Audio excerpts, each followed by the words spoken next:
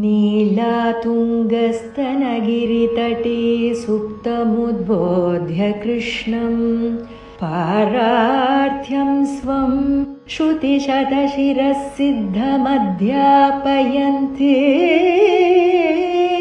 स्वोच्छिष्टायां स्रजिनिगलितं या बलात्कृत्य भुङ्क्ते गोदा तस्यै नम इदमिदं भूय एवास्तु भूयः.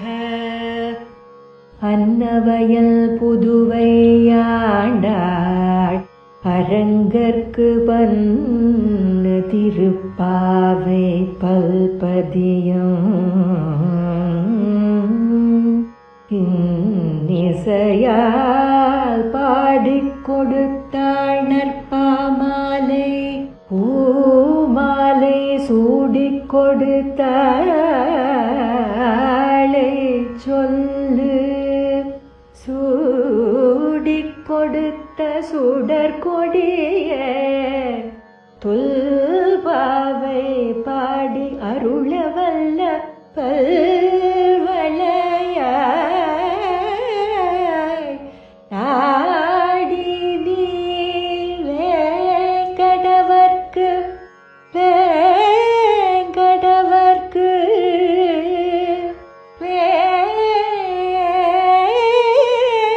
வேங்கடவர்க்கு என்னை விதி என்ற மாற்றம் நாம் கடவா வண்ணமே நல்கு.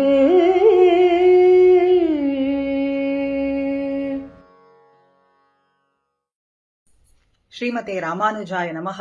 ஆழ்வார் எம்பெருமானார் ஜீயர் திருவடிகளே சரணம்.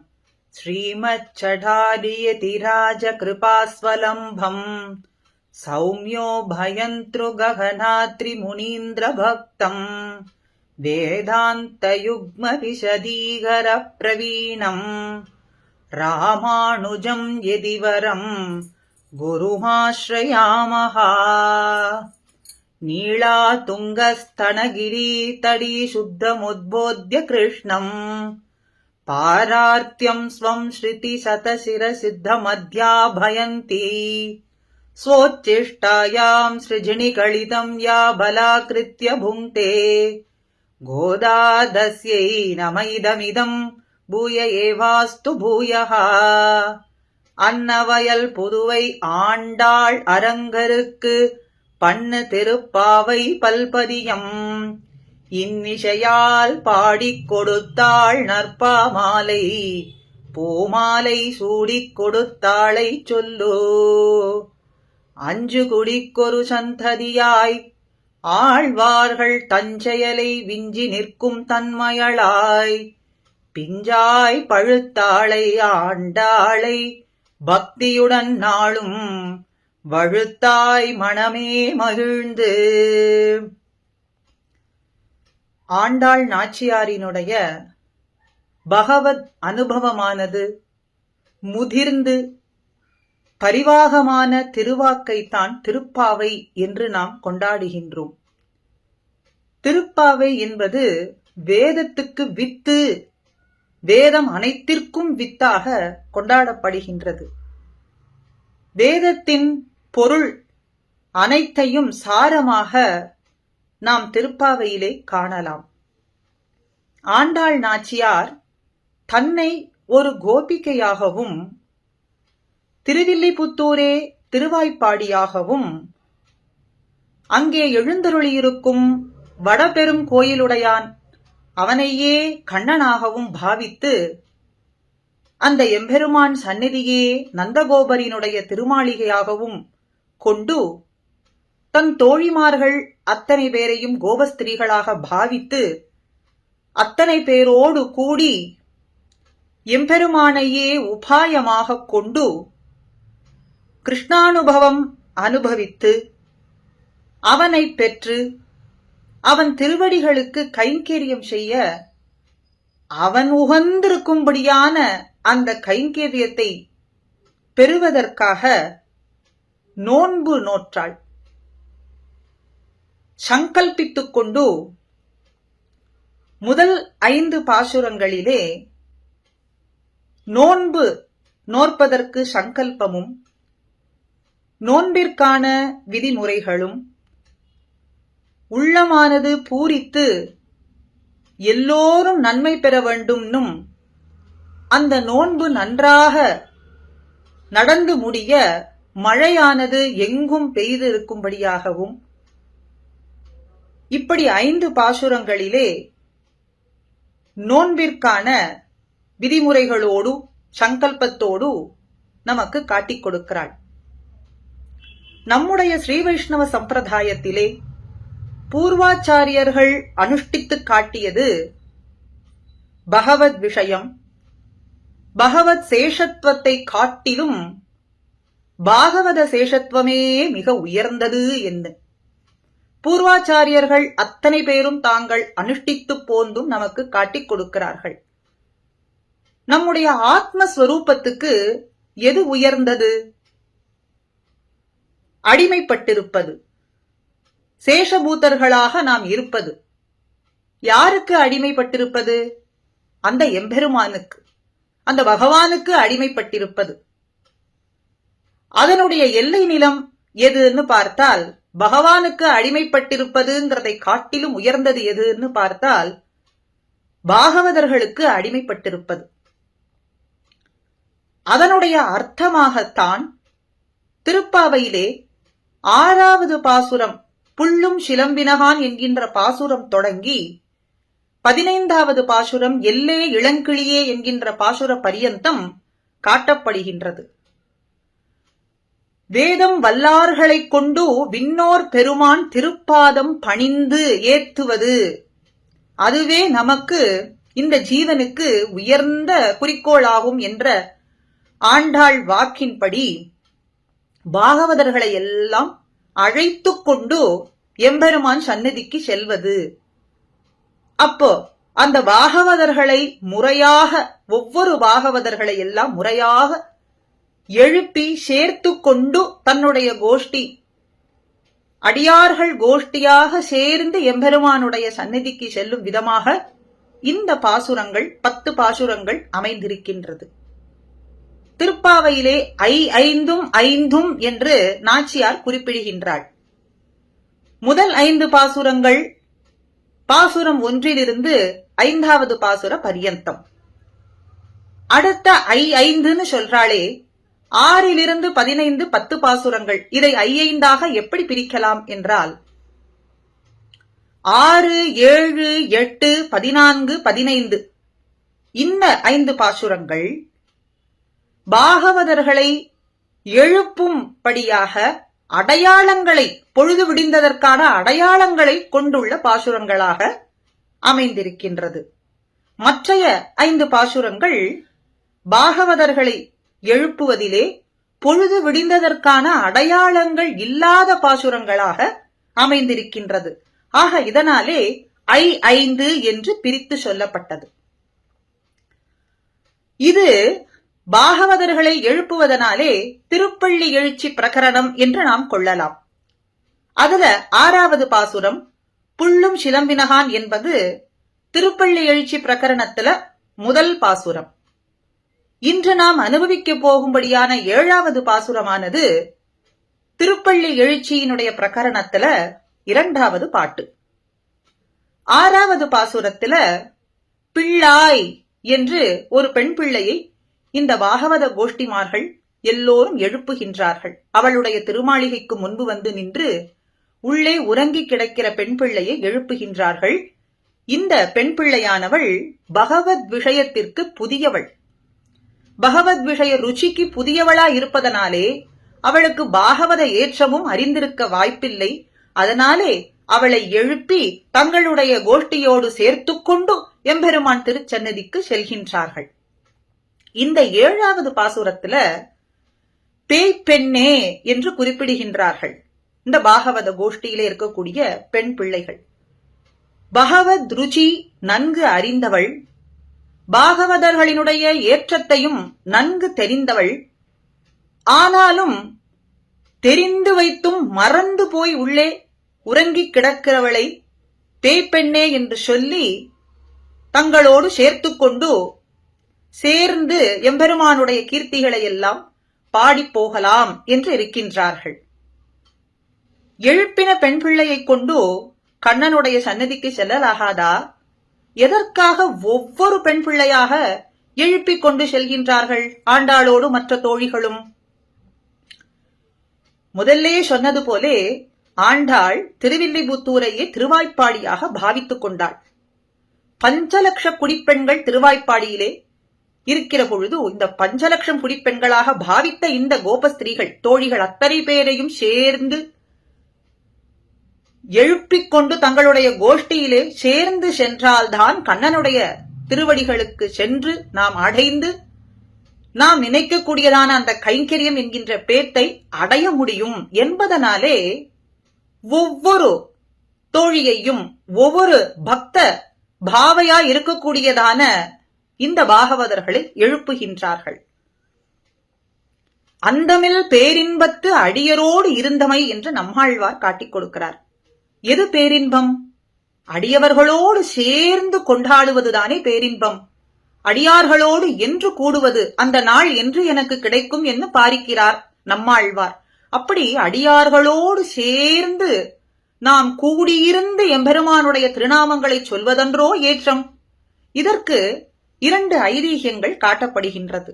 முதல் ஐதீகம், எம்பெருமானாருடைய சிஷ்யர் ஆட்கொண்டவல்லி ஜீயர் ஒரு நாள் திருவீதியிலே எழுந்தருளா நிற்கக்கூடிய சமயத்துல நஞ்சீயர் ஆச்சாரியர் பட்டரினுடைய சிஷ்யர் ஆவார்.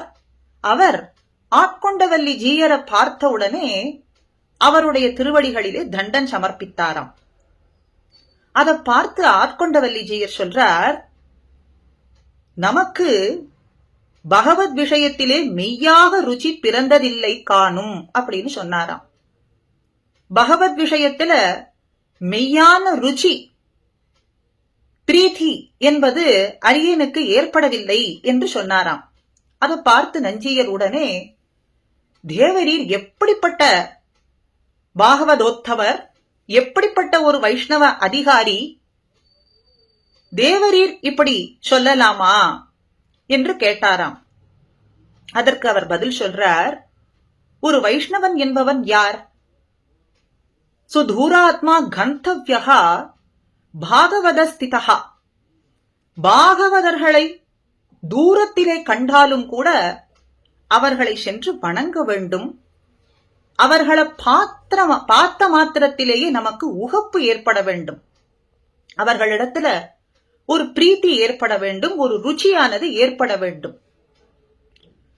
உண்மையிலேயே நமக்கு பகவத் விஷயத்திலே ருச்சி பிறந்தது, மெய்யாக பிறந்திருக்கிறது அப்படின்னா பாகவதர்களை கண்ட மாத்திரத்திலே நமக்கு ருச்சி ஏற்பட்டால்தான் பகவத் விஷயத்திலே மெய்யான அறிவு ஏற்பட்டது என்று அர்த்தம். அப்பொழுதுதான் வைஷ்ணவ பூர்த்தி என்பது நம்மிடத்திலே ஏற்பட்டது அப்படின்னு சொன்னார்.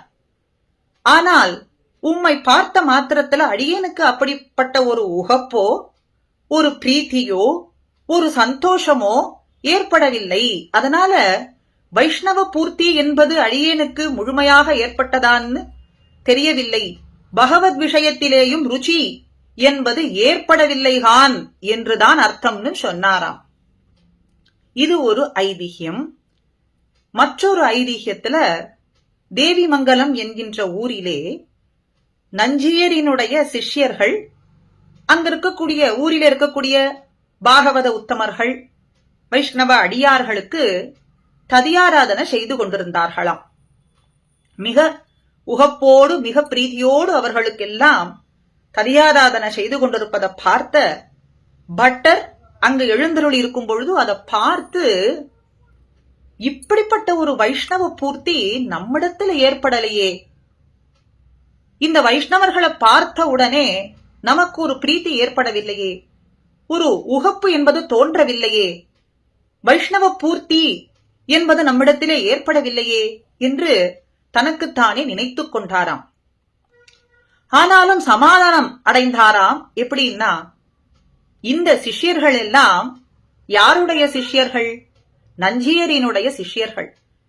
இவர்களுக்கு இந்த அடியார்களிடத்துல இப்படிப்பட்ட ஒரு பிரீத்தியா, இப்படிப்பட்ட ஒரு உகப்பா என்பதைக் கண்டு மிகவும் சந்துஷ்டரானாராம். மேற்கொண்டு இந்த நஞ்சியரினுடைய சிஷ்யர்கள்லாம் யார்? நம்முடைய திருவடி சம்பந்தம் பெற்றவர்கள் தானே. நஞ்சியரினுடைய சம்பந்தம் பெற்றவர்கள். நஞ்சியர் யார் சம்பந்தம் பெற்றவர்? நம்முடைய திருவடி சம்பந்தம் பெற்றவர் தானே. அதனாலே அவர்களிடத்தில் இருக்கக்கூடிய இந்த வைஷ்ணவ பூர்த்தியானது நம்மளவிலேயும் வெள்ளமிடும், நம்மளவிலேயும் வந்து சேரும் என்று சமாதானம் கொண்டாராம். இவர்கள் இப்படி வைஷ்ணவர்களிடத்துல பிரீதியா இருப்பதைக் கண்டு மிகவும் சந்துஷ்டம் கொண்டாராம், சந்தோஷம் அடைந்தாராம் என்று சொல்றது போலே அப்படி அடியார்களோடு கூடி பேரின்பமானதை பெற்று எம்பெருமானுடைய திருவடியிலே கைங்கரியம் என்னும் பேறு பெறுவதுதானே இந்த ஆத்மஸ்வரூபத்திற்கு ஏற்றம் என்பதைத்தான் உணர்த்தும் விதமாக 10 பாசுரங்கள்ல பாகவதர்களை எல்லாம் எழுப்பிக் கொண்டு அவர்களோடு சேர்ந்து பேற்றை பெறுவதற்கு ஆண்டாள் நாச்சியார் விழைகின்றாள். இது அவதாரிகையினுடைய விஷயம். மேற்கொண்டு பாசுரத்தையும் பாசுரத்தினுடைய அர்த்தத்தையும் அனுபவிப்போம்.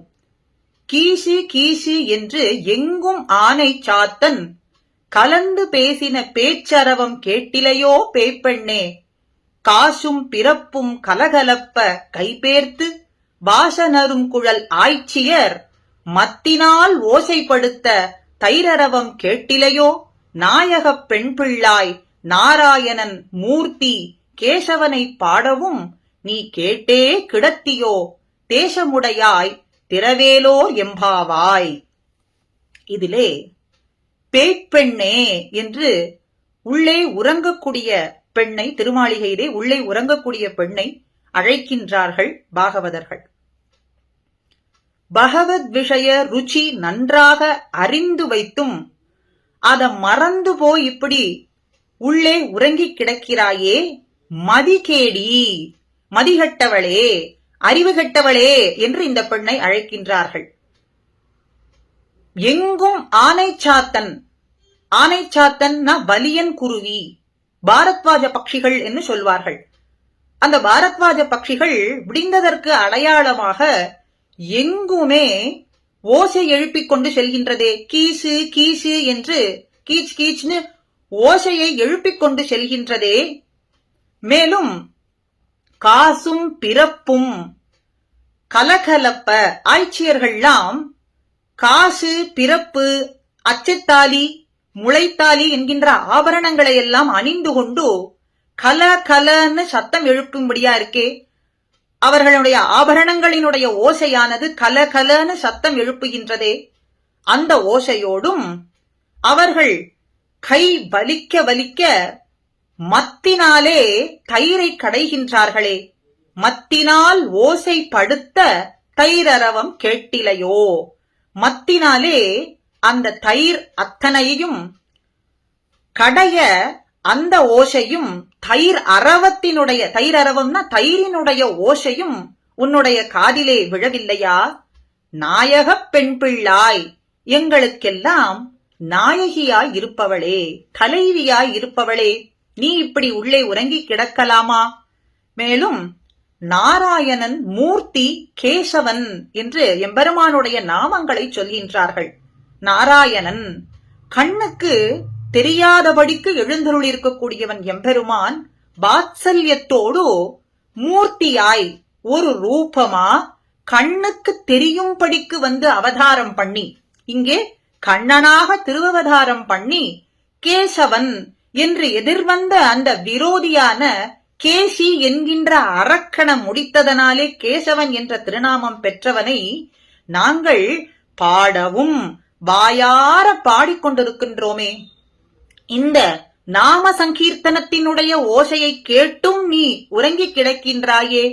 தேசமுடையாய், தேஜசு உடையவளே, மிக்க ஒளி மிகுந்திருக்கும்படியான ஒளியை உடையவளே, திரவேலோர், கதவை திறந்து வந்து எங்களுடைய கோஷ்டியிலே நீ சேர்ந்து கொள்ள வேண்டும் என்று உறங்குகின்ற பெண்ணை பார்த்து அழைக்கின்றார்கள்.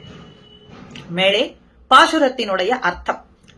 6வது பாசுரத்திலே புள்ளும் சிலம்பினது, பறவைகள்லாமும் ஒளி எழுப்பினது, நீ இன்னும் உறங்கிக் கிடக்கின்றாயே என்று வெளியிலே திருமாளிகை முன்பு காத்திருந்த கோஷ்டிமார்கள் உள்ளே உறங்குகின்ற பெண்ணை பார்த்து சொல்ல, அவளோ பகவத் விஷயத்தினுடைய ருச்சியே அறியாதவள். அதனாலே அவளை எழுப்பிக் கொண்டு தன்னுடைய கோஷ்டியிலே சேர்த்துக் கொண்டார்கள். இங்கே 7வது பாசுரத்துல ருச்சி அறிந்தவளான இவளை எழுப்புவதற்கு இவர்கள் திருமாளிகை முன்பு நின்று கொண்டு, பொழுது விடிந்ததம்மா, நீ இன்னும் உறங்கிக் கொண்டிருக்கலாமா, எழுந்திருக்க வேண்டாமா அப்படின்னு இவர்கள்லாம் சொல்ல, பொழுது விடிந்து விட்டதா, இன்னும் விடியவே இல்லையே, பொழுது விடிந்ததுன்னா அதுக்கு அடையாளங்கள் இருக்க வேண்டுமே, அடையாளங்களை எல்லாம் சொல்லுங்கள் பார்க்கலாம் அப்படின்னு இவள் சொன்னாளாம். கீசு கீசு என்று ஆனைச்சாத்தன் பறவையானது பேசா நின்றது அப்படின்னு இவர்கள்லாம் சொல்றார்கள். கீச்சு கீச்சு என்ற சப்தமானது எங்குமே பரவி நிற்கின்றதே, இந்த ஒலியானது உனக்கு கேட்கவில்லையா அப்படின்னு கேட்கின்றார்கள். இதுல ஒரு அக்ஷரங்களானது அக்ஷர கூட்டங்களானது சேர்ந்தால்தான் சொல் என்று நாம் சொல்வோம், சொல் என்று சொல்லப்படும்.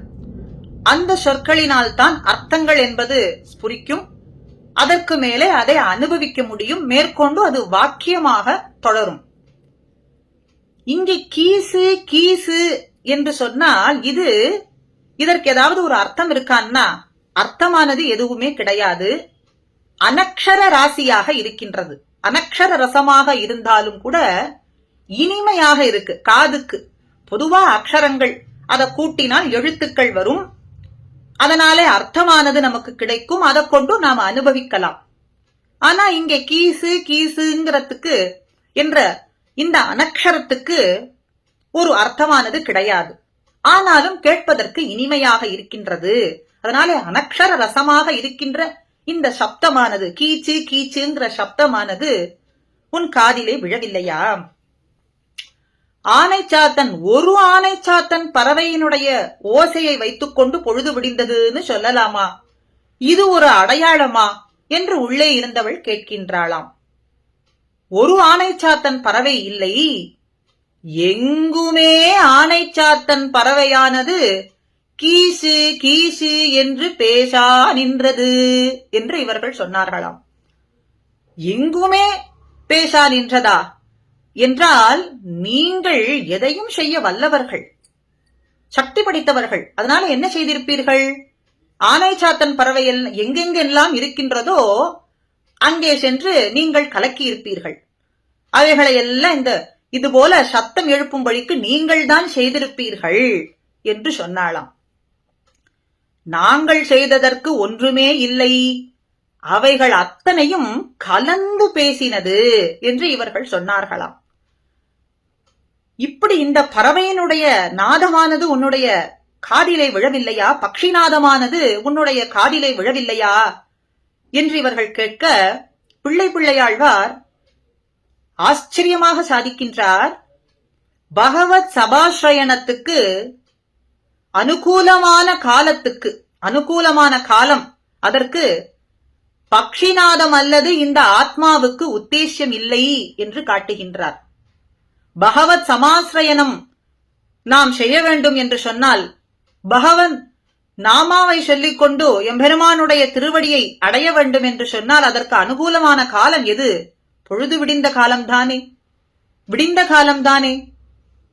அதற்கு பக்ஷிநாதம் அல்லது இந்த பட்சிகளினுடைய நாதம் அல்லது இந்த ஆத்மாவுக்கு உத்தேசியம் கிடையாது. வேறு ஒரு உத்தேசியமானா பட்சிகளினுடைய நாதம்தான் இந்த ஆத்மாவுக்கு ஏற்றது. அது என்ன சொல்றது? பொழுது விடிந்து விட்டதுன்னு சொல்றது. பகவத் சமாஸ்ரயணத்துக்கு காலம் இது என்று சொல்றது. இதுல உள்ளர்த்தம் பார்த்தோம்னா பூர்வாச்சாரியர்கள் நமக்கு சொல்வது, இந்த பக்ஷிநாதமானது ஆச்சாரியர்களினுடைய உக்தி, ஆச்சாரியர்களினுடைய உபதேசம்தான் என்று காட்டுகின்றார்கள். ஆக பகவத் சமாஸ்ரயணத்துக்கு அனுகூலமான காலத்துக்கு ஆச்சாரியர்களினுடைய உபதேசம் அல்லது இந்த ஆத்மாவுக்கு உத்தேசியம் கிடையாது. ஆக பகவத் சமாஸ்ரயணத்துக்கு செல்ல வேண்டும், அதுக்கு அனுகூலமான காலம், அந்த காலம் எது? எப்பொழுதுன்னா ஆச்சாரியர்களினுடைய உபதேசத்தினாலே கணிந்திருக்குமான காலம் அது. ஆச்சாரியர்களினுடைய உபதேசத்தாலே கனிந்து வந்த காலம். அப்படிப்பட்ட காலத்தாலே ஆச்சாரியர்களை முன்னிட்டுக் கொண்டு நீ பகவத் சமாசிரயனம் செய்ய வேண்டும் அம்மா என்று சொல்றது போலே இருக்கின்றதாம். இதையே புல்லும் சிலம்பியது. மெல்ல எழுந்து முனிவர்கள் யோகிகள்லாம் ஹரி ஹரி ஹரி இன்னும் சொல்லிக் கொண்டிருக்கிறார்கள் அப்படின்னு 6வது பாசுரத்துல பெண் பிள்ளையை எழுப்பும் பொழுது அடையாளமாக முதலிலே நாங்கள் இப்போ உணர்ந்து வந்தது போதாதான்னு பாகவத கோஷ்டியில் இருக்கக்கூடியவர்கள்லாம் கேட்கின்றார்களாம் உறங்கக்கூடிய பெண் பிள்ளைய பார்த்து. பொழுது விடிந்ததற்கு அடையாளங்கள் பல இருக்கட்டும், நாங்கள் பொழுது விடிந்ததுன்னு உணர்ந்து வந்திருக்கிறோமே அது போராதா அப்படின்னு கேட்கின்றார்களாம். நீங்கள் உறங்கி பின்பு உணர்ந்தால்தானே இதை ஒரு அடையாளமாக எடுத்துக்கொள்ள முடியும். உண்டோ கண்கள் துஞ்சுதல்னு உறக்கம் என்பது இருந்தால்தானே இந்த அடையாளத்தை ஒரு அடையாளமாக எடுத்துக்கொள்ள முடியும். நீங்கள் உணர்ந்து வந்ததை ஒரு அடையாளமாக எடுத்துக்கொள்ள முடியும். நாச்சியார் திருமொழியிலே நாச்சியார் மிக அழகாக சாதிக்கிறாள். மென்னடை அன்னம் பறந்து விளையாடும் வில்லிபுத்தூர் உறைவான் தன் பொன்னடி காண்பதோர் ஆசையினால் என் பொருகையர் கண்ணினை துஞ்சா. வில்லிபுத்தூரிலே அன்னங்கள்லாம் அழகாக பறந்து பறந்து விளையாடிக் கொண்டிருக்கின்றது. அப்படிப்பட்ட செழுமையான தேசத்திலே உறைவான் கண் வடபெரும் கோயிலுடையான் வடபத்திர சாயியினுடைய பொன்னடிகள் இணை அடிகள் தாமர அடிகளை காண வேண்டும் என்ற ஆசை, அந்த ஆசையினாலே என்னுடைய கண்கள் உறக்கம் என்பதே மறந்து போனது என்று சொல்றாளாம். அந்த ஆசைக்கே என்னுடைய உறக்கத்தை நான் பலி கொடுத்தேன். உறக்கம் என்பதே சிறிது கூட இல்லாமல் போனது, கண்கள் மூடுதல் என்பதும் இல்லாமல் போனது என்று சொல்றது போலே உறங்கி உணர்தல் என்பதை செய்தால்தானே உணர்வது அப்படிங்கிற அடையாளத்தை இங்கே எடுத்துக்கொள்ள முடியும் என்று சொல்றது போலே இங்கே இந்த கீசிகி என்கின்ற 7வது பாசுரத்துல நாங்கள் ஒன்றும் செய்யவில்லை அம்மா, அதுவாகவே இந்த ஆனைச்சாத்தன் பறவைகள் எல்லாம் கலந்து கலந்து ஒன்றோடு ஒன்று பேசிக்கொண்டது என்று இவர்கள் சொல்ல உறங்குகின்ற பெண் பிள்ளை கேட்கின்றாள், கலந்து பேசினதா? அதற்கு அடையாளம் என்ன? நீங்கள் எப்படி அது கலந்து பேசினது என்பதை அறிந்து கொண்டீர்கள் அப்படின்னு கேட்க, இந்த ஆண் பறவையும் பெண் பறவையும் ஒன்றோடு ஒன்று கூடி இருந்து பகலிலே நெடுந்தூரம் பிரிந்து செல்வதனாலே, உணவுக்காக பிரிந்து செல்றதனாலே, அந்த பிரிவாற்றாமையினாலே இப்படி பிரிந்திருக்க போகின்றோமே, கூடியிருந்து பின்பு இப்படி பிரிய போகின்றோமே, நெடுநேரம் பிரிந்திருக்க போகின்றோமே என்கின்ற ஒரு தளர்த்தியினாலே, அந்த பிரிவாற்றாமையினாலே அதனுடைய குரலிலே கேட்கும்படியான அந்த துவனியானது உன்னுடைய காதிலே விழவில்லையா என்று கேட்கின்றார்களாம். இப்படி சொன்ன உடனே, அந்த துவனியை கேட்டவுடனே நீ என்ன செய்திருக்க வேண்டும்?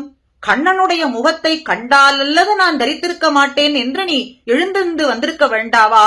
நீ இப்படி இன்னும் உறங்கிக் கொண்டிருக்கின்றாயே என்று சொல்றாளாம். பெருமாள் வாசலிலே சென்று கவி பாடக்கூடியவர்கள், ஏத்தாளிகள் எல்லோரும் இப்படி ஸ்தோத்திரம் பண்ணிக்கொண்டும் புகழ்ந்து கொண்டும் அவரை எழுப்ப வேண்டியதா இருக்க, மாளிகையிலே வசிக்கக்கூடியவர்களுக்கு இப்படிப்பட்டதுதானே சுப்பிரபாதமாக இருக்கும், அவர்களை எழுப்பும்படியான பிரகரணமாக இருக்கும். அப்படி இருக்க அதை விட்டு விட்டு பக்ஷிநாதத்துக்கு முன்பே, அதை கேட்பதற்கு முன்பே எழ வேண்டும்னும் கேட்ட பின்பும் எழ வேண்டும்னு சொல்கின்றீர்களே, இது என்ன ஒரு தர்மஹானி என்று உறங்கி கிடக்கிறவள் நினைத்தாளாம். இப்படிப்பட்ட ஒரு தர்மஹானியா? இது என்ன செய்வது? பறவையினுடைய நாதத்தை கேட்டு எழுவதா அப்படின்னு மாளிகையிலே வசிக்கக்கூடியவர்கள் நினைப்பது போல, பெருமாளுக்கு உறங்கி கிடக்கும் சமயத்துல கவி பாடக்கூடியவர்கள் வந்து எழுப்புவது போலேன்னா இருப்பது. இப்படி இவர்கள் பக்ஷிநாதம் கேட்டு எழ வேண்டும்னு சொல்றார்களே என்று நினைத்து கொண்டாளாம். இவர்கள் இவ்வளவு சொல்லியும் அவள் பதில் ஏதும் சொல்லாமையாலே உறங்கி கிடக்கிறத பார்த்து இவர்கள் கேட்கின்றார்கள், உள்ளே ஏதும் கிருஷ்ணானுபவம் பண்ணிக் கொண்டிருக்கின்றாயா, ஆரவாரம் ஏதும் நடந்து கொண்டிருக்கின்றதா என்று மர்மமாக கேட்கின்றார்களாம். அதாவது பொடி வைத்து சொல்றது அப்படின்னு சொல்வது. மர்மமாக இவ்வளவு இந்த பட்சிகளினுடைய நாதம் அத்தனையும் அடையாளமாக சொல்லியும் நீ எழுந்திருக்கவில்லை என்று சொன்னால் உள்ளே ஏதாவது ஆரவாரம் நடந்து கொண்டிருக்கின்றதா என்று கேட்டும் இவள் பதில் சொல்லாததனாலே பேய்ப்பெண்ணே என்று சொன்னார்களாம். பகவத் விஷயத்தை காட்டிலும் ததீய விஷயமே ஏற்றம் உடையது. பகவத் விஷய பரியந்தம் பாகவத விஷயம், பகவத் அனுபவ பரியந்தம் பாகவத அனுபவ பரியந்தம் என்பதை நன்கு தெரிந்தவள். பகவத் விஷயத்தினுடைய ஏற்றத்தை காட்டிலும் பாகவதர்களுடைய அனுபவமும் அவர்களுக்கு அடிமை செய்வதும் தான் ஏற்றமும் என்பதை நன்னாக தெரிந்து வைத்துக் கொண்டவள். ஆனாலும் அதை மறந்து போய் உள்ளே உறங்கிக் கிடக்கின்றாயே, அதனாலே பேய்ப்பெண்ணே, மதிகேடி, மதியானது கெட்டவளே, அறிவு கெட்டவளே என்று சொல்றார்கள். இவர்களுக்கு அறிவு எது? இந்த கோபஸ்திரீகள் பாகவத பெண்களுக்கு அறிவு எதுன்னு கேட்டால், பகவத் விஷயமான அனுபவத்தை காட்டிலும் பாகவத விஷய அனுபவமே உயர்ந்தது என்கின்ற எண்ணத்தை கொண்டவர்கள், அதை அனுஷ்டானத்திலும் கொள்ள வேண்டும் என்றும் கொண்டும் இருக்கக்கூடியவர்கள். அதனாலே இப்படி தெரிந்து வைத்தும் நீ அதை மறந்து கிடக்கிறதுனாலே இவர்கள் அத்தனை பேரும் உறங்கக்கூடியவளை பார்த்து சொல்றார்கள், பேய்ப்பெண்ணே. உறங்கக்கூடியவள் நான் பேய்ப்பெண்ணாக இருப்பது இருக்கட்டும், பொழுது விடிந்ததற்கு மற்ற அடையாளங்களை எல்லாம் சொல்லுங்கள். இவ்வளவு காலம் நீங்கள் சொன்னது போரும், இதையெல்லாம் ஒரு அடையாளமாக கொள்ள முடியாது. மேலும் வேறு ஏதாவது அடையாளங்கள் இருந்தால் சொல்லுங்கோள் என்று கேட்க, தைரரவம் கேட்டிலையோ, தயிரினுடைய ஓசையானது உனக்கு காதிலே விழவில்லையா? இந்த ஆய்ச்சிமார்கள் எல்லாம் காசும் பிறப்பும், காசு என்றால் காசு மாலை ஆபரணம், அச்சு தாலி இன்னும், பிறப்பு முளைத்தாலி இன்னும் சொல்லும்படியான ஆபரணங்களை எல்லாம் நன்னாக கழுத்திலே சாத்திக் கொண்டு அது கல கலன்னு ஓசை எழுப்பும்படியாக தயிர் கடைகின்றார்கள். தயிர் கடையும் பொழுது இந்த ஆய்ச்சியர்களினுடைய ஆபரணங்கள் எல்லாம் கலகல கலகலன்னு சப்தம் எழுப்புகின்றதாம். அந்த ஓசை உன்னுடைய காதிலே விழவில்லையா? இவர்கள் கைபேர்த்து, கையானது நோவும்படிக்கு, சிவந்து போகும்படிக்கு மிகவும் கஷ்டப்பட்டு தயிர் கடைந்து கொண்டிருக்கின்றார்களே, அந்த மத்தின் ஓசையும் தயிரானது கடையும் பொழுது சிலம்பும்படியாக, அப்படியும் இப்படியும் சிலம்பும்படியான சத்தமும் உன்னுடைய காதிலே விழவில்லையா அப்படின்னு கேட்கின்றார்களாம். இந்த ஆய்ச்சியர்கள் எதற்காக இப்படி கஷ்டப்பட்டு அந்த தயிரை கடைய வேண்டும் அப்படின்னு சொன்னா, மந்தரமலையை கூட எளிதாக கடலிலே போட்டு கடைந்து விடலாமாம். ஆனால் இந்த தயிரை கடைவது, ஆய்ப்பாடியிலே தயிரை கடைவதுங்கிறது மிகவும் கடினமான காரியமாகும். கெட்டியாக வெட்டி எடுக்கலாம் படிக்கு இருக்கக்கூடிய இந்த தயிரானது கடைவதற்கு மிகவும் கஷ்டமாக இருப்பதனாலே அவர்கள் கைகள்லாம் நோவு பெற்று சிவந்து போயிருக்கிறதாம். இது ஒரு அர்த்தம். மற்றொரு அர்த்தம், கண்ணன் எம்பெருமான் அருகிலே இல்லாமையாலே அவர்கள் கைகள்லாமும் சிவந்து போய் நோவு பெற்றிருக்காம். அதனாலே தயிர் கடைய முடியவில்லையாம். கண்ணன் எம்பெருமான் அருகில் இருந்தாலும் தயிர் கடைய ஒட்டேன்னு சொல்வான் எம்பெருமான். தயிர் கடைந்தால் அந்த தயிரானது மோராகிவிடும். மோரை கண்டாலே எம்பெருமானுக்கு பிடிக்காது. மோடார் குடமுரட்டி முன்கிடந்ததானத்தே என்ன, மோர் பாத்திரத்தை குடத்தை கண்டாலே ஒன்று தள்ளி விடுவான், இல்லை உடைத்து விடுவான். தயிரானது கடைந்தால்தான் இவனுக்கு வெண்ணெய் கிடைக்கும். ஆய்ச்சியர் தொட்ட வெண்ணெய் என்றால் இவனுக்கு உத்தேசியம், பிராமணிகள் வெண்ணெய் என்றால் இவனுக்கு திரஸ்கரம் என்று நம்பிள்ளை சொல்றது போலே, ஆய்ச்சியர்கள் தொட்ட வெண்ணெய், அந்த வெண்ணெய் இவனுக்கு அலாதியான பிரியம் உத்தேசம் என்றாலும் கூட தயிர் கடைய ஒட்டேன் என்று தயிரை அப்படியே விழுங்கி சாப்பிடுவானாம். அதனாலே கண்ணன் பெருமான் அருகில் இருந்தாலும் இவர்களுக்கு தயிர் கடைவது என்பது முடியாத காரியம். கண்ணனெம்பெருமான் அருகில் இல்லை என்றாலும் அவன் அருகிலே இல்லையே என்கின்ற ஏக்கத்தினாலே அவர்களாலே தயிர் கடைய முடியவில்லையாம். அதனாலே கைகளானது பேர்த்து மிகவும் நோவுபெத்து கஷ்டப்பட்டு இந்த தயிர்களையெல்லாம் தயிரை கடைகின்றார்களே. இப்படிப்பட்ட ஓசையானது உன் செவிக்கு ஏற்கவில்லையா, செவியிலே விழவில்லையா என்று சொல்லும் பொழுது இந்த கண்ணன் ஏறார் இடை நோவ எத்தனையோர் போதுமாயின் இடையெல்லாம் நோவும்படிக்கு இந்த ஆய்ச்சியர்கள் இப்படி கஷ்டப்பட்டு இந்த தயிரை கடைந்து கொண்டிருக்கக்கூடிய சமயத்துல அவனுடைய திருமாளிகைக்கு அருகிலே இருக்கக்கூடிய திருமாளிகை அந்த பெண் வீட்டுக்கு கண்ணன் கள்ளப்பார்வையை விழித்துக் கொண்டே அப்படியே சென்று கொண்டிருக்கானாம். அங்கே அந்த திருமாளிகையிலே அந்த பெண் பிள்ளையானவள் தயிரை கடைந்து கொண்டிருக்காள்.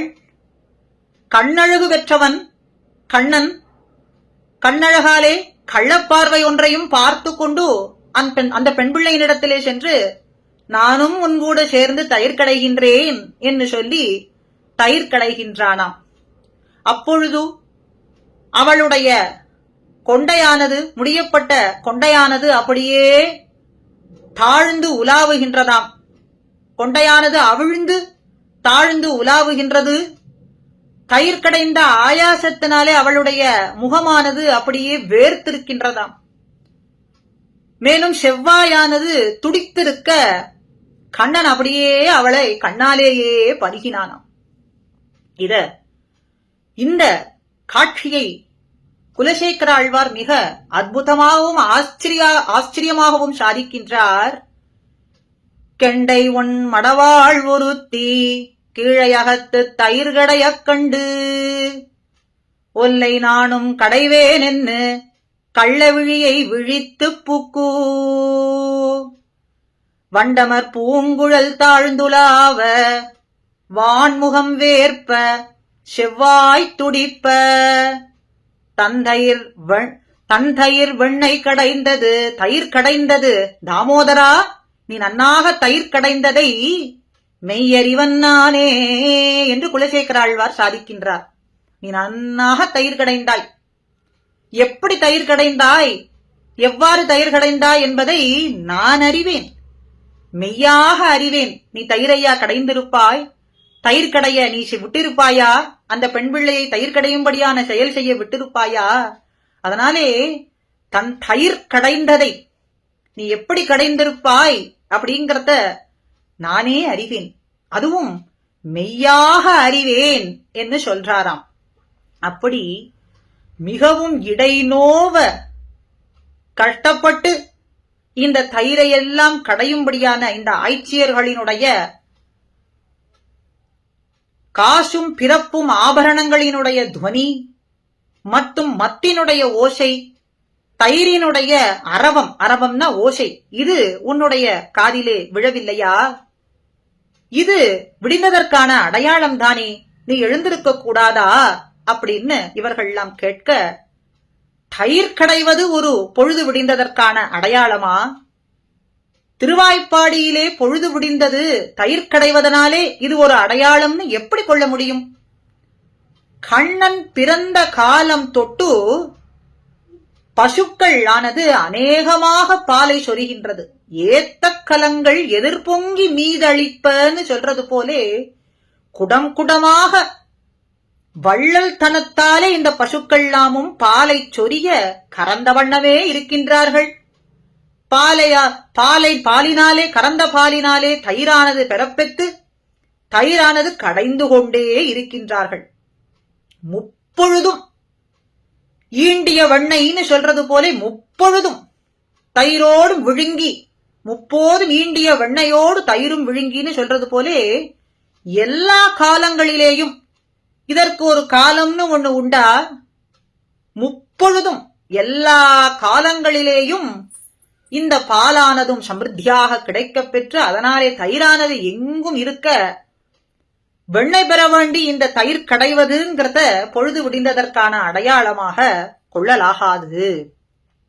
இதை ஒரு அடையாளம் பொழுது விடிந்தமைக்கு என்பதை ஏற்க முடியாது என்று உறங்கிக் கிடந்தவள் சொல்கின்றாளாம்.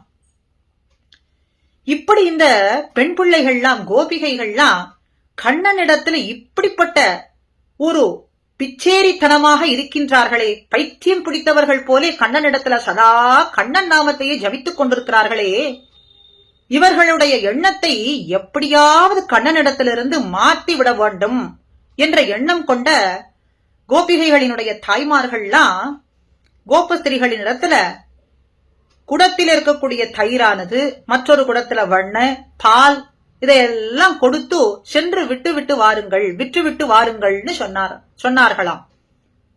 சரி, இதையெல்லாம் எடுத்துக்கொண்டு விற்கக்கூடிய சாக்குல இவர்கள் கண்ணனை எப்படியாவது மறந்து விடுவார்கள், கண்ணன் பெருமானிடத்துல கொண்டுள்ள இந்த பித்தமான நிலைமை, பைத்தியம் பிடித்த நிலைமையானது மாறிவிடும் என்ற எண்ணம் கொண்டவர்கள் தாய்மார்கள் பார்த்தால் இவர்கள்லாம் கண்ணன் வாங்கலையோ, கோவிந்தன் வாங்கலையோ, மாதவன் வாங்கலையோன்னு சொல்லி கூவிக்கொண்டு சென்றார்களாம். கோபகன்யா முராரி பிதார்ச்சிதம் என்று சொல்றது போல கண்ணன் எம்பெருமான் நாமத்தையே சொல்லிக்கொண்டே விற்றார்களாம். இது என்ன ஆச்சரியமா இருக்கு! அந்த திருவாய்ப்பாடியிலே வசிக்கக்கூடியவர்கள்லாம் இதனால் காணும் தயிர், வெண்ணெய், மோர் விற்கவில்லையா என்று சொல்லித்தானே கேட்டிருக்கிறோம். ஸ்ரீயப்பதியானவனை வாங்கவில்லையா, மாதவனை வாங்கவில்லையா, கோவிந்தனை வாங்கவில்லையான்னு சொல்லிக் கொண்டு சென்றார்களே, இது என்ன ஒரு ஆச்சரியமம்மான்னு பார்த்தார்களாம். அப்படி இந்த பெண் பிள்ளைகள்லாம் முராரி என்கின்ற அரக்கனை கொன்று அழித்தவனான கண்ணன் எம்பெருமானிடத்தில் அலாதியான பிரீத்தி கொண்டார்கள். அந்த பிரீத்தியை இவர்களிடத்திலிருந்து மாற்றுவது அப்படிங்கிறது சுலபமான காரியம் அல்ல என்பதையும் தெரிந்து கொண்டார்களாம். அவனிடத்திலே இருக்கக்கூடிய இந்த கிருஷ்ண பக்தியானது, இந்த பெண் பிள்ளைகளிடத்தில் இருக்கக்கூடிய இந்த கிருஷ்ண பக்தியானது அவ்வளவு சுலபமாக மாற்றிவிடக்கூடிய காரியமா? கிருஷ்ண பக்தி என்பது ஏற்படுவது அவ்வளவு சாத்தியம் இல்லைன்னு சொல்றார்கள். ஆனா ஏற்பட்ட பின்பு அதை மாற்றுவதுங்கிறது மாத்திரம் அவ்வளவு எளிதான காரியமா என்று தோன்றது போலே இந்த பெண் பிள்ளைகளிடத்திலிருந்து அந்த கண்ணன் பெருமானுடைய நினைவை மாற்றுவது அப்படிங்கிறது சர்வ சுலபமான காரியம் அல்ல என்பதை இந்த தாயார் உணர்ந்து கொண்டார்களாம். கோபிகைகளினுடைய தாயாரானவர்கள் உணர்ந்து கொண்டார்களாம். அப்படி இடைநோவ தயிரானதை நன்னாக கடைந்து செய்யும்படியான அந்த செயலிலே இவர்களினுடைய குழலானது, கேசமானது கொண்டை போட்டுக் கொண்டிருக்கிறார்கள். அந்த கொண்டையானது அப்படியே அவிழ்ந்து அதனாலே வாசனையானது, பரிமளமானது, நறுமணமானது எங்கும் பராவ நின்றதாம். இவர்களுடைய குழலிலே இருக்கக்கூடிய அந்த வாசனையானது எங்குமே பரவி இருக்கின்றது என்று சொன்னா, இதற்கு ஒரு திருஷ்டாந்தம் என்னன்னா, பெரியாழ்வார் என்றொரு ஆழ்வார் வடபெரும் கோயிலுடையானுக்கு மால கைங்கரியம் செய்வதற்காகவே, திருமாலை சாத்துவதற்காகவே நந்தவனம் அமைத்து வந்தார்.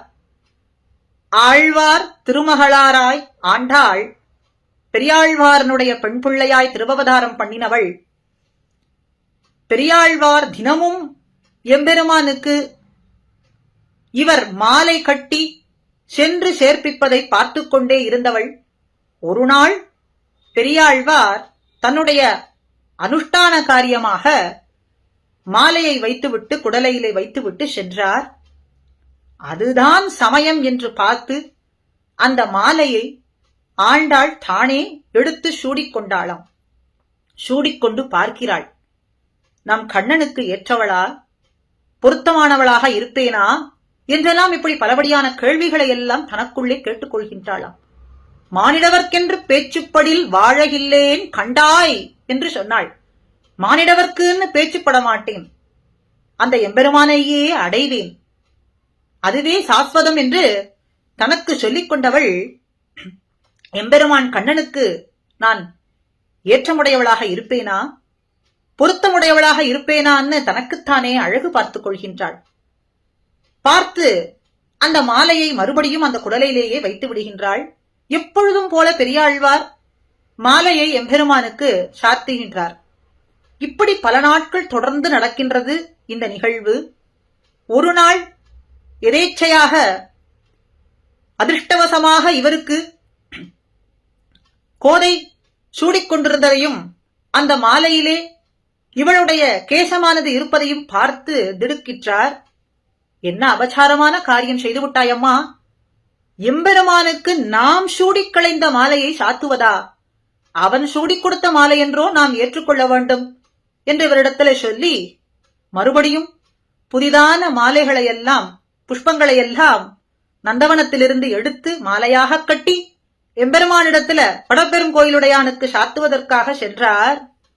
எம்பெருமான் சொன்னான், பெரியாழ்வீரே, இந்த மாலையிலே பரிமளம் இல்லையே, வாசனை இல்லையே, இல்லையே, இது புதிதாக எடுத்து வரப்பட்ட புஷ்பங்களால் ஆன மாலைதான் என்று சொன்னால் எம்பெருமான் சொன்னான், நேற்று நீர் சாத்தினீரே, இதுகாரும் சாத்தி வந்தீரே, அந்த மாலையினுடைய பரிமளம் இந்த மாலையிலே இல்லை. கோதை சூடிக் களைந்த மாலையையே இனிமேல் எனக்கு சாத்தும்னு சொன்னான். அன்று தொட்டு இன்று பரியந்தம் கோதை சூடிக் களைந்த மாலையையே எம்பெருமானுக்கு சாத்தப்படுகின்றது. திருவில்லிபுத்தூரிலே வடபத்திரசாயிக்கு ஆண்டாள் சூடிக் களைந்த மாலையை சார்த்தித்தான் விஸ்வரூப சேவையே நடக்கின்றது. விஸ்வரூப சேவையிலே ஆண்டாள் சூடிக் கொடுத்த மாலையையே எம்பெருமான் சாத்திக் கொள்கின்றான். இப்படி பல திவ்ய தேசங்கள், ஒவ்வொரு திவ்ய தேசங்கள்ல ஒவ்வொரு சரித்திரம். திருவேங்கடமுடையானுக்கும் ஆண்டாளுடைய மாலையை அனுப்ப, ஆண்டாள் சூடிக்களைந்த மாலையை அனுப்ப எம்பெருமான் சாத்திக் கொள்கின்றான். திருமாலிரும் சோலை சுந்தர தோளுடையான் அவனும் சாத்திக் கொள்கின்றான். ஆனந்தத்தோடே அதி பிரீத்தியோடே ஆண்டாள் நாச்சியார் சூடிக்களைந்த மாலையை ஏற்றுக்கொள்கின்றான். இதுபோலே திருவரங்கத்திலே எழுந்தருளியிருக்கும் திருவரங்கநாதனுக்கு நம்பெருமாள் ஆண்டாள் சூடிக் கொடுத்த மாலையையே தான் சூடிக் கொள்கின்றான். ரங்கநாச்சியார் சூடிக்களைந்த மாலையையோ, உறையூரிலே எழுந்தருளியிருக்கும் கமலவல்லி நாச்சியார் மாலையையோ எம்பெருமான் அணிந்து கொள்வதில்லை. எம்பெருமானுக்கு சார்த்தப்பட்ட மாலைகளை இந்த தேவிகளுக்கு சாத்துகின்றார்கள், பிராட்டிமார்களுக்கு சாத்துகின்றார்களே ஒழிய எம்பெருமான் தான் சார்த்திக் கொள்றது ஆண்டாள் நாச்சியார் சூடிக்களைந்த மாலையை தவிர வேறு ஒன்றும் இல்லை. இந்த மாலைகளை சூடிக்கொள்றதனாலே இவளுக்கு ஒரு பரிமளம் மிகுந்திருக்குமான்னு கேட்டா, இவள் சூடிக்கொள்வதனாலே அந்த புஷ்பங்களுக்கு பரிமளம் இன்னும் அதிகமாகுமே ஒழிய வேறு ஒன்றும் இல்லை. இயல்பாகவே இந்த புஷ்பங்களுக்கு பரிமளம் உள்ளது. ஆனாலும் இன்னும் அந்த பரிமளத்தை மிகுந்திருக்கும்படியாக செய்து அதை தன் நாதனுக்கு கொடுக்க வேண்டும் என்பதனாலே தான் சூடிக்கொண்டு அந்த பரிமளமானது இன்னும் நிறைந்திருக்கும்படிக்கு செய்து அதை எம்பெருமான் ஏற்றுக்கொள்கின்றான் என்பது போதே இந்த ஆய்ச்சியர்களினுடைய குழல் கேசமானது நறுமணமாக இருக்கு. வாச நறுங்குழல், நறுங்குழல் என்றாலே வாசனையுடைய கேசம் என்றுதானே அர்த்தம். மறுபடியும் வாச என்று எதற்கு ஒரு சப்தம், வாச நறுங்குழல் என்று எதற்காக சொல்ல வேண்டும் என்றால், இந்த ஆய்ச்சியர்களுக்கு இடைச்சிகளுக்கு இயற்கையாகவே குழலிலே பரிமளம் என்பது மிகுந்திருக்கின்றது என்பதை சொல்றதற்காகவே வாச நறுங்குழல் என்று இங்கே ஆண்டாள் நாச்சியார் சாதித்திருக்கிறாள். ஆக வாச நறுங்குழல் ஆய்ச்சியர்கள் ஆயாசத்தினாலே இப்படி குழலானது அவிழ்ந்து விழவும், அவர்களினுடைய ஆபரணங்களினுடைய கலகல என்கின்ற ஒலியும், கையானது நோவும் படிக்கும், இடையானது நோவும் படிக்கும் தயிர் கடைகின்றார்களே, தயிரானது மத்தினாலே கடையும் பொழுது ஏற்படக்கூடியதான இந்த ஒலியானது உனக்கு கேட்கவில்லையா, உன் காதிலே விழவில்லையா அப்படின்னு இவர்கள்லாம் வெளியே இருக்கக்கூடியவர்கள்லாம் கேட்க ஒன்றும் பேசாது பெண் பிள்ளையானவள் உள்ளே உறங்கி கிடக்கின்றாள். அதனாலே மேலும் சொல்றார்களாம், நாயகப் பெண் பிள்ளாய், எங்களுக்கெல்லாம் நாயகியானவளே, தலைவியானவளே, பகவத் விஷயத்தை விட பாகவத விஷயம் ஏற்றது என்கின்ற அறிவு பெற்றவளே, அப்படின்னா பாகவதர்களான எங்களோடு சேர்ந்துன்னா நீ இந்த குணத்தை அனுபவிக்க வேண்டும். அதை விட்டு இப்படி உறங்கலாமா? எங்களுக்கு தலைவியா இருக்கக்கூடியவளே, நீ இப்படி இருக்கிறத பார்த்தால் உனக்கு செல்வச் செருக்கு இருப்பதனாலே நீ இப்படி உறங்குகின்றாயோ என்றும் தோன்றுகின்றதுன்னு சொல்றார்களாம். அப்படியா? என்ன செல்வச் செருக்கு இவளுக்கு இருக்குன்னு பார்த்தா, கிருஷ்ணானுபவம் என்கின்ற செல்வம் இவளிடத்திலே இருக்காம். கிருஷ்ண பக்தி என்கின்ற செல்வம் இவளிடத்திலே இருக்காம்.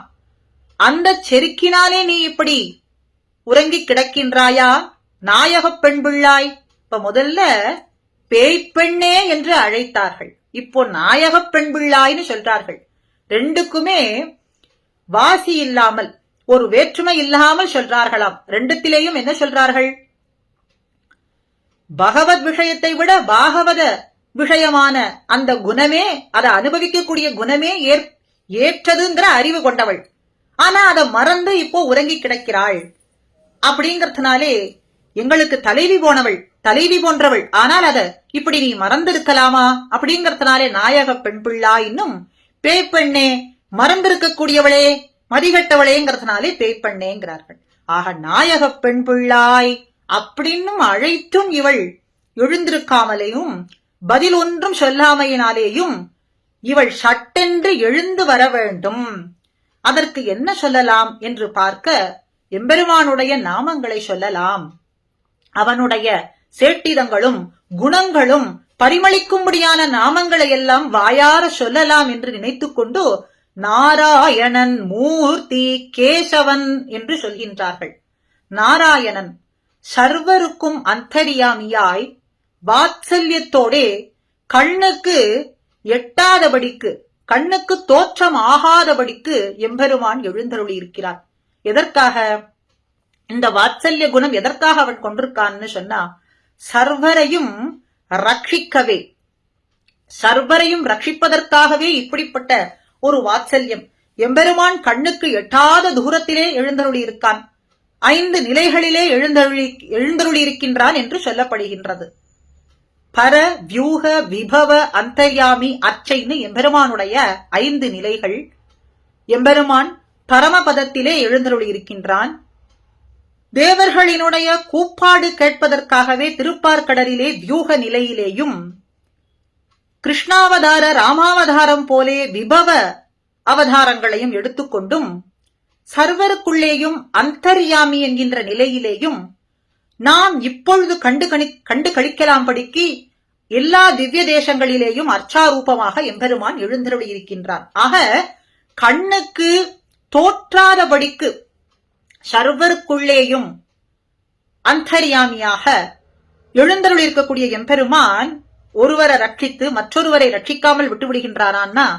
எல்லோரையும் ரட்சிக்கின்றான், சர்வரையும் ரட்சிக்கின்றான். உதாரணத்துக்கு, மனிதர்களான நமக்கு தனசமிருத்தி பெற்றவர்களானவர்கள் தங்களை ரட்சித்துக் கொள்கின்றோம் அப்படின்னு நினைத்தால் அந்த தனமானது எல்லா காரியத்தையும் செய்யும்படியான நிலைமை தருமான்னா தராது. எம்பெருமானுடைய ரட்சணை தான் அங்கேயும் செல்லும். சரி, இது மனிதர்களுக்கு. மிருக ஜாதியோ, ஒரு ஜங்கம ஸ்தாவரங்களோ, ஒரு கொடியோ, ஒரு மிருகமோ தன்னைத்தானே ரட்சித்துக் கொள்ள முடியறதானா? அதற்கும் ஜீவித்திருக்கும்படியான உணவு கிடைக்கிறது அப்படின்னு சொன்னா அது எதனாலே? எம்பெருமான் தானே ரட்சிக்கின்றான். அந்த மிருகம் என்கின்ற ஜீவனையும் எம்பெருமான் தான் ரட்சிக்கின்றான். ஆக மனிதர்களான நமக்கு உணவு என்பது கிடைக்க பெற்று எம்பெருமான் நம்மை ரட்சிக்கின்றான் அப்படிங்கிறது மாத்திரம் இல்லாமல் சர்வ வஸ்துக்களையும், சர்வ ஜீவாத்ம வஸ்துக்கள், ஜீவாத்ம இல்லாத வஸ்துக்கள், சித்து அச்சித்து அத்தனைக்குள்ளேயும் அந்தர்யாமியா எழுந்தருளி இருந்து அத்தனை வஸ்துக்களையும் எம்பெருமான் ரட்சிக்கின்றான். எதனாலே ரட்சிக்கின்றான்னா, வாத்சல்யம், அவனுக்கு இருக்கக்கூடிய கருணையினாலேயே ரட்சிக்கின்றான். சுவாமி அருளாளப் பெருமாள் எம்பெருமானார் அற்புதமாக சாதிக்கின்றார். எத்தே தன் கண்ணின் உடம்பில் வழுவன்னோ காதலிப்பது அன்னு அதனை இன்னு உகந்த ஆ. ஒரு பசுமாடு இருக்கின்றது. அப்பொழுதுதான் அந்த தன்னுடைய கண்ணுக்குட்டியை பிரசவித்திருக்கிறது. அந்த கண்ணுக்குட்டியினுடைய உடம்புல பார்த்தால் எப்படி இருக்கும்? வழுவழுன்னு இருக்கும். ரத்தம், மூத்திரம், மலம் எல்லாம் சேர்ந்து வழுவழுன்னு இருக்கும். அதை இந்த தாய் பசுவானது தோஷமாக நினைத்து அந்த கண்ணுக்குட்டியை ஏற்றுக்கொள்ளாதா? பின்ன என்ன செய்யும்? தன்னுடைய நாக்காலேயே கண்ணுக்குட்டியினுடைய உடம்பில் இருக்கக்கூடிய அந்த வழவழப்பான தோஷத்தை நக்கி நக்கியே தீர்த்துவிடும். தன்னுடைய நாக்காலேயே அத்தனையும் அந்த கண்ணுக்குட்டியினுடைய உடம்ப சுத்தம் செய்துவிடும். அந்த தோஷத்தை போக்கி சுத்தமாக செய்துவிடும். அதுபோல எம்பெருமான் நம்மிடத்தில் இருக்கக்கூடிய குற்றங்களை எல்லாம் குற்றமாக பார்க்காது நத்தமாகவே கொள்கின்றான். தோஷம்னு சொல்லி நம்ம எல்லாம் அவன் ஏற்றுக்கொள்ளாது விட்டால் ஒருத்தரையும் அவன் ரட்சிக்க முடியாது. நம்முடைய தோஷத்தை பார்த்து தோஷம் இல்லாது இருக்கக்கூடியவர்களைத்தான் ரட்சிப்பேன்னு சொன்னா ஒருத்தரையுமே ரட்சிக்க முடியாது. ஆக நம்மிடத்தில் இருக்கக்கூடிய தோஷங்களை எல்லாம் தோஷம், குற்றம் என்று கொள்ளாது அது அத்தனையும் நத்தமாகவே கொள்கின்றான். மேலும் இந்த குற்றங்களை எல்லாம் குற்றம் அப்படின்னு பாராத வண்ணம் செய்வதற்கு பிராட்டிமார்கள் எழுந்தருளி இருக்கின்றார்கள். குற்றம் என்பதே அவன் மறந்து போகும் அளவுக்கு செய்யக்கூடிய வண்ணம் ஸ்ரீதேவி, பூமி தேவி, நீலாதேவிமார்கள் எல்லாம் எழுந்தருளி இருக்க எம்பெருமான் வாத்சல்யத்தோடு நம்மை ரட்சிக்கின்றான். பத்சம் அப்படின்னா கண்ணு. எப்படி தாய் பசுவானது அன்பாலே, காதலாலே, கருணையாலே தன்னுடைய கண்ணுக்குட்டியினுடைய உடம்பில் இருக்கக்கூடிய தோஷத்தை சுத்தமாக்குகின்றதோ, ஏற்றுக்கொள்கின்றதோ, அதுபோல எம்பெருமான் நம்முடைய குற்றங்களை எல்லாம் பாராது நம்மை ஏற்றுக்கொள்கின்றான். அது எதனாலே? நம்மிடத்துல கொண்டிருக்கக்கூடிய வாத்சல்யத்தாலே.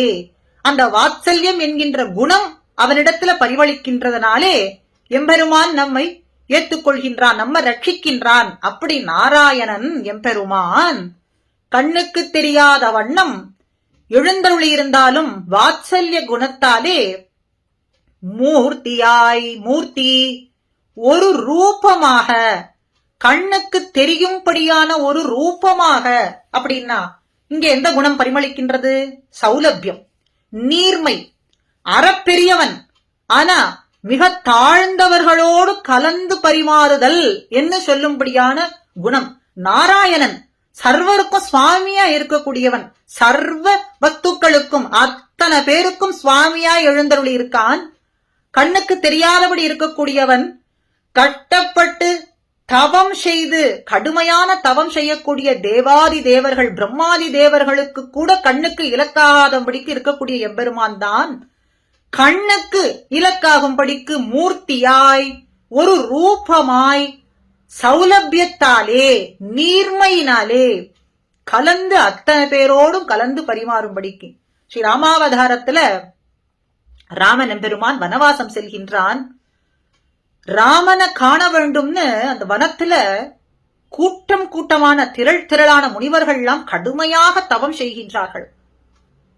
அப்படி ரிஷி கூட்டங்கள் அங்கே தவம் செய்து கொண்டிருக்கக்கூடிய சமயத்துல ராமன் எம்பெருமான் அங்கே எழுந்தருளி இருக்கிறத பார்த்து அவர்கள்லாம் அப்படியே என்ன சொல்வதுன்னு தெரியாமல் திகைத்து நின்றார்களாம். எந்த ரூபத்தை காண வேண்டும், எந்த ரூபம் நம்முடைய கண்ணுக்கு இலக்காக வேண்டும் என்று இப்படி தவம் செய்தோமோ அந்த ரூபம் இப்படி எளிதாக நாம் காணலாம்படிக்கு நம் கண்முன்னே விண்டு நின்று சேவை சாதிக்கின்றதே அப்படின்னு ராமனை கொண்டாடினார்களாம் அந்த ரிஷிகள்லாம். இந்த கோலத்தை பார்ப்பதற்கு ஆகத்தானே இவ்வளவு கடுமையான தவம் செய்தோம், இப்படி நாங்கள் கண்டு கழிக்கலாம் படிக்கு எங்கள் கண்முன்னே சேவை சாதித்தீரே ராமா எம்பெருமானே அப்படின்னு கொண்டாடினார்களாம். அப்படி அறப்பெரியவன், ஆனால் கண்ணுக்கு தோற்றும்படிக்கு வந்து சேவை சாதிக்கின்றான். சௌலபியத்தாலே, நீர்மை குணத்தாலே இங்கே கண்ணனாக வந்து திருவவதாரம் பண்ணி காட்சி கொடுக்கின்றானாம் இந்த கோபஸ்திரீகளுக்கு. அதனால இந்த பாகவதர்கள்லாம் என்ன சொல்றார்கள்? நாராயணன்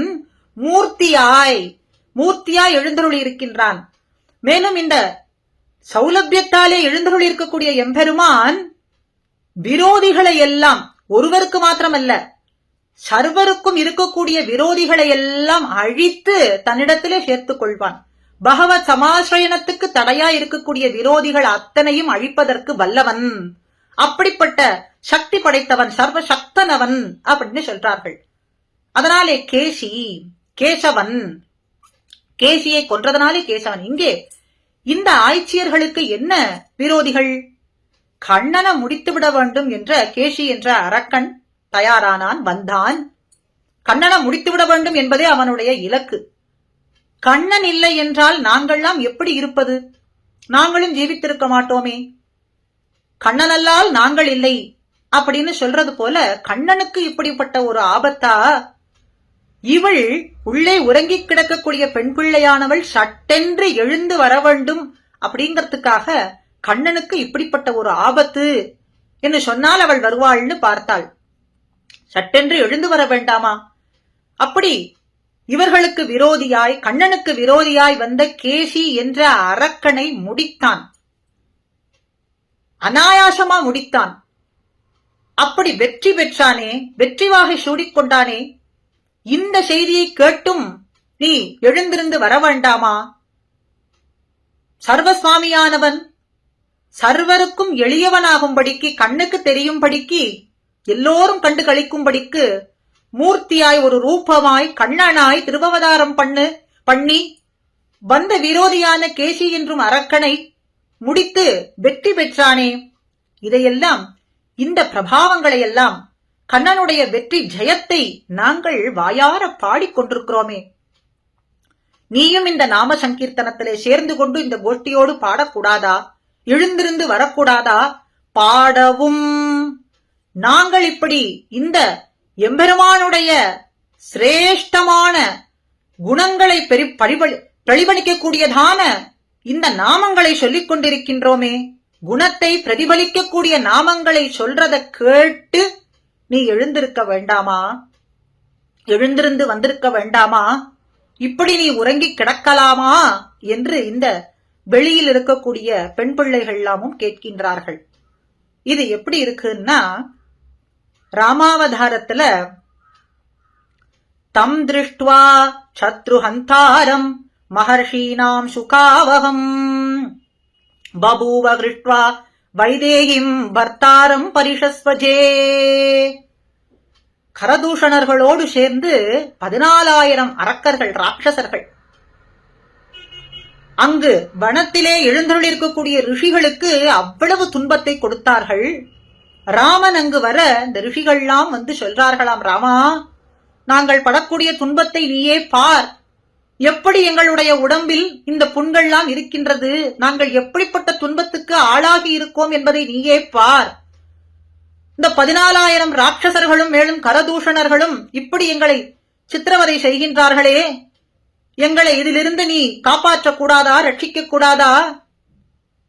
சர்வ ரட்சகன் என்று உன்னை எல்லோரும் போற்றுகின்றார்களே என்று இவர்கள்லாமும் பிரார்த்தனை செய்ய எம்பெருமான் தான் ஒருவனாய் அத்தனை ராட்சசர்களையும் கொன்று தீர்த்தான்.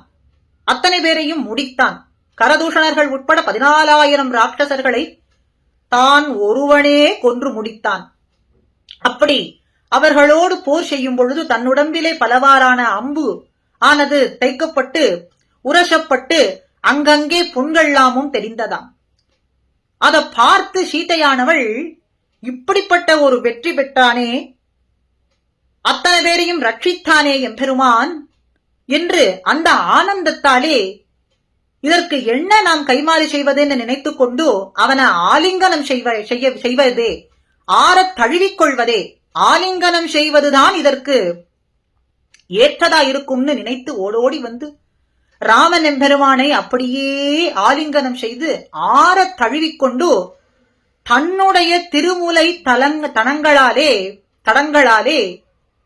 திருமூலை தடங்களாலே எம்பெருமானுடைய உடம்பிலே ஏற்பட்ட அந்த புண்களுக்கு ஒத்தடம் கொடுப்பது போலே அதை ஆத்தும்படியான காரியத்தை செய்தாளாம்.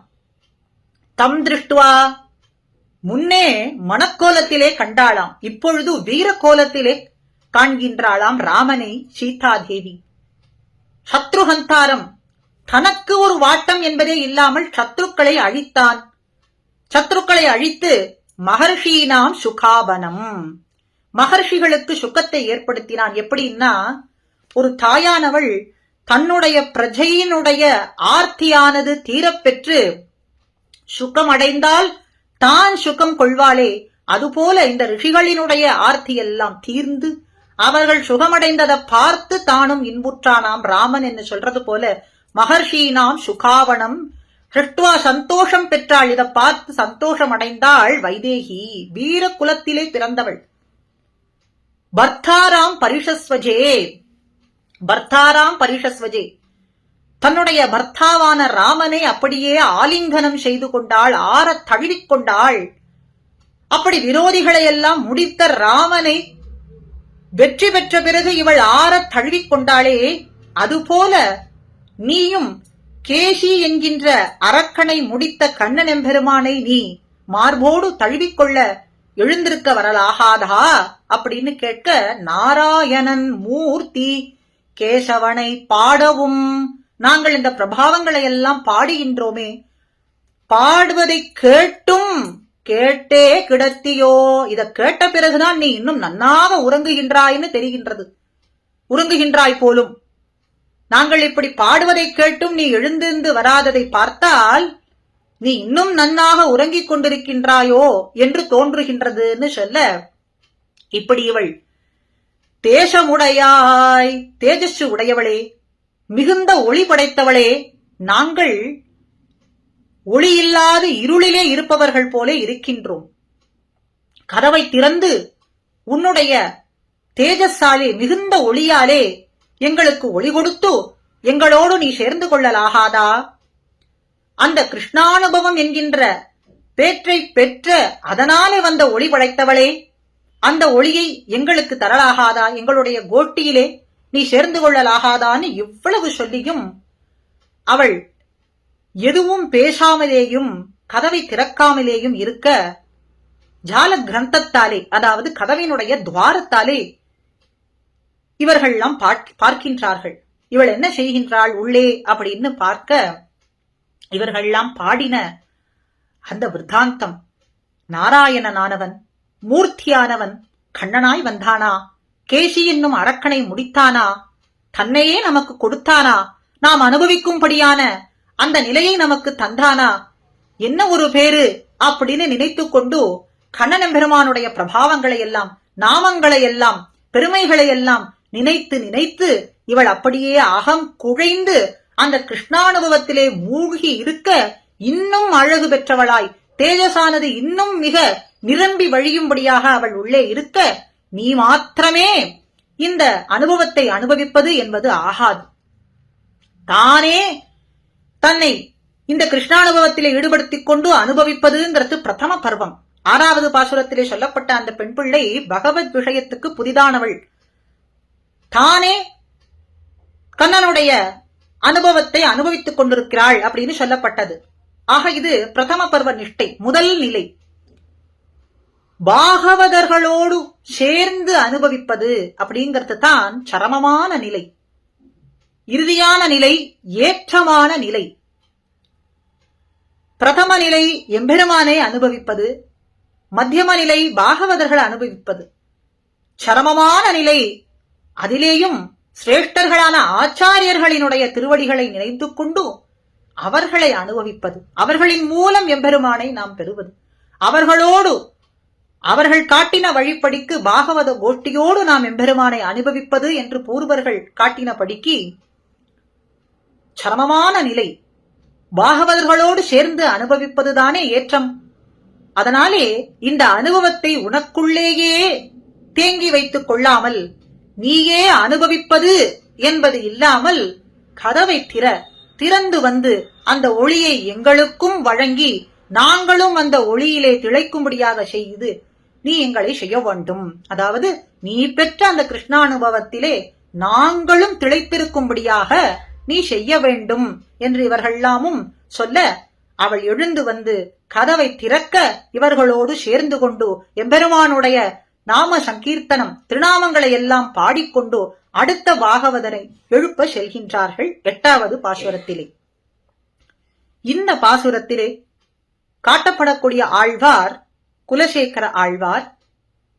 தேசமுடையாய், பேய்ப்பெண்ணே, நாயகப் பெண் பிள்ளாய் என்கின்ற சொற்களின் மூலம் குலசேகர ஆழ்வார் அவரைத்தான் குறிப்பிடப்படுகின்றது என்பதை நாம் அறியலாம். நாயகப் பெண் பிள்ளாய்னா எங்களுக்கு நாயகியாய் இருக்கக்கூடியவளே என்று சொன்னார்கள். ஆழ்வார்களுக்குள்ளே நடுநாயகமாய் விளங்கக்கூடியவர் குலசேகர ஆழ்வார். அதனாலே நாயகப் பெண் பிள்ளாய் என்கின்ற சொல் இங்கே குலசேகர ஆழ்வாரை குறிப்பிட்டதாகவே நாம் எடுத்துக்கொள்ளலாம். மேலும் பேய்ப்பெண்ணே என்றால் பகவத் விஷய ருச்சி அறிந்தும் மறந்து கிடக்கிறவளே என்று சொன்னார்கள். இங்கே எனக்கு யாவரும் பேயரே யானும் பேயனே என்று குலசேகர ஆழ்வார் காட்டுகின்றார். அதனாலே இந்த சொல்லும் குலசேகர ஆழ்வாரையே குறிப்பிடுவதாகவே நாம் கொள்ளலாம். தேசமுடையாய் என்றால் மிகுந்த தேஜசு பெற்றவளே என்று அர்த்தம். இந்த ஆழ்வார் க்ஷத்திரிய குலத்திலே திருவவதாரம் பண்ணினவர். க்ஷத்திரியர்களுக்குன்னே இயல்பாகவே தேஜசு உண்டு என்று சொல்லப்படுகின்றது. கண்ணனும் தேஜஸ் தேஜஸ் வினாமகம் என்று சொல்றார். அப்படி தேஜஸ் இவரிடத்திலே இருப்பதனாலே தேசமுடையா என்ற சொல்லும் இங்கே குலசேகர ஆழ்வாரையே குறிப்பிட்டதாகவே நாம் எடுத்துக்கொள்ளலாம். ஆக குலசேகர ஆழ்வார முன்னிட்டுக் கொண்டு கண்ணனெம்பெருமான் திருவடியை பணிந்து ஏத்துவதற்கு, கைங்கரியம் செய்வதற்கு, கோஷ்டியாக பாகவதர்களோடு சேர்ந்து செல்வதற்காக இவர்களை எல்லாம் எழுப்பி அவன் சன்னதிக்கு ஆண்டாள் நாச்சியார் செல்கின்றாள் என்கின்ற இந்த அனுபவத்தையும் அர்த்தமாக நாம் எடுத்துக்கொள்ளலாம். திருப்பாவையிலே இப்படி ஒரு சத்சங்கத்தோடு அடியவர்கள் எல்லாரும் கூடி அனுபவிக்கும்படியாக இந்த நிகழ்ச்சியை ஏற்பாடு செய்து தந்த ஸ்ரீ யதிகிரி யதிராஜ ஜீயர் சுவாமிகளினுடைய திருவடிகளுக்கு அடியேன் பணிந்து அநேக கிருத்தஜ்ஞத்தை தெரிவித்துக் கொள்கிறேன். ஸ்ரீமதே ராமானுஜாய நமஹா. பற்பமெனத்திகள் பைங்கழலும் தன் பல்லவமே விரலும், பற்பமெனத்திகள் பைங்கழலும் தன் பல்லவமே விரலும், பாவனமாகிய பைந்துவராடை பதிந்த மருங்கழகோ, பாவனமாகிய பைந்துவராடை பதிந்த மருங்கழகும், முப்புரி நூலோடு முன்கையில் ஏந்திய முக்கோல் தன்னழகும், எப்பொழுதும் யதிராசன் வடிவழகு என் இதய துள்ளதால், இல்லை எனக்கெதிர் இல்லை எனக்கெதிர் இல்லை எனக்கெதிரே, இல்லை எனக்கெதிர் இல்லை எனக்கெதிர் இல்லை எனக்கெதிரே, இல்லை எனக்கெதிரே இல்லை எனக்கெதிரே இல்லை எனக்கெதிரே.